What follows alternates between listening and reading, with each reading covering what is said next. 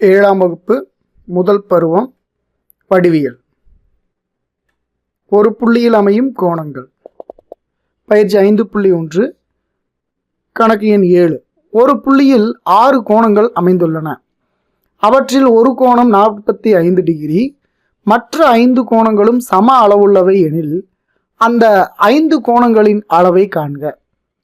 குழந்தைகளே, ஒரு புள்ளியை சுற்றி மொத்தம் 6 கோணங்கள் அமைந்துள்ளன. அந்த 6 கோணங்களில் ஒரு கோணம் 45 டிகிரி, மற்ற 5 கோணங்களும் ஒரே அளவை கொண்டுள்ளதாக இருக்கிறது என்றால் அந்த 5 கோணங்களின் அளவை காண்க. இதற்கு நாம் ஒரு புள்ளியில் அமையும் கோணங்களின் பண்புகளை பயன்படுத்தி தீர்வு காண வேண்டும். ஒரு புள்ளியில் அமையும் கோணங்களின் கூடுதல் 360 டிகிரி என்ற அந்த ஒரு குறிப்பினை தான் நாம் இங்கு பயன்படுத்த போகிறோம். முதலில் கணக்கினை தெளிவாக பார்ப்போம். ஒரு புள்ளி, அதை சுற்றி 6 கோணங்கள் அமைந்துள்ளன. பாருங்கள், 6 கோணங்கள். அதில் ஒரு கோணம் மற்றும் 45 டிகிரி, மற்ற கோணங்கள் அனைத்தும் சமமான மதிப்பு உடையவை என்பதால் நான் அனைத்து கோணங்களையுமே எக்ஸ் என்று வைத்துக் கொள்கிறேன். X degree, X degree, X degree, X degree, S degree என்று எடுத்துக்கொள்வோம்.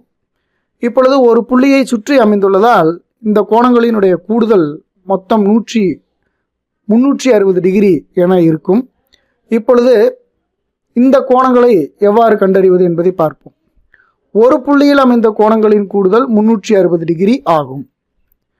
45 கூட்டல் எக்ஸ் கூட்டல் எக்ஸ் கூட்டல் எக்ஸ் கூட்டல் எக்ஸ் கூட்டல் எக்ஸ் சமம் 360 டிகிரி. ஏனெனில் அந்த 6 கோணங்களையும் கூட்டினால் நமக்கு 360 டிகிரி வர வேண்டும்.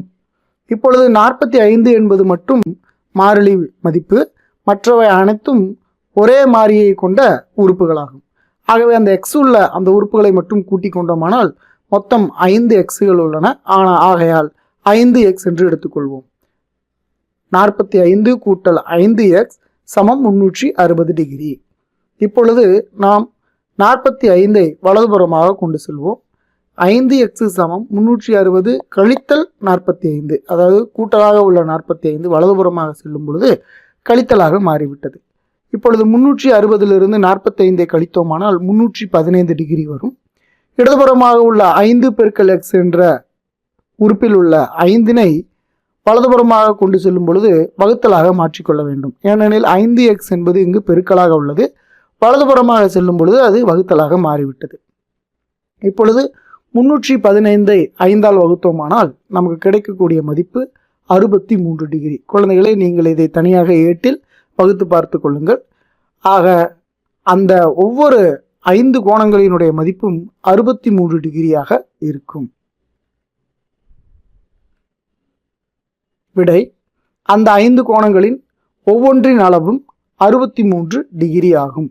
நீங்கள் 5 63களை பெருக்கி அதனுடன் 45ஐ கூட்டினீர்கள் என்றால் 360 டிகிரி என்ற விடை கிடைக்கும். நன்றி குழந்தைகளே.